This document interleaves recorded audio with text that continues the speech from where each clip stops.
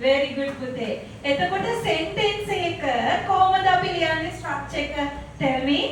Subject, verb, object. Right. අපි මෙතන ගමු subject එක. මෙයා තමයි පුතේ subject එක. මෙයා තමයි verb එක. මෙයා තමයි මේ සම්පූර්ණ කොටස.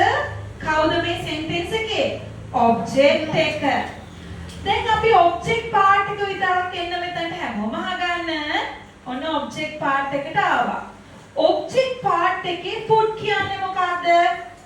It's a noun. Very good. Is it a verb? No, it's a noun. Is කියන්නේ මොකක්ද? Verb එකක්. Milk rice කියන්නේ noun එකක්. Object එකට තව verb එකෙක් ඇවිල්ලා. දැන් මේක හරිද grammatically?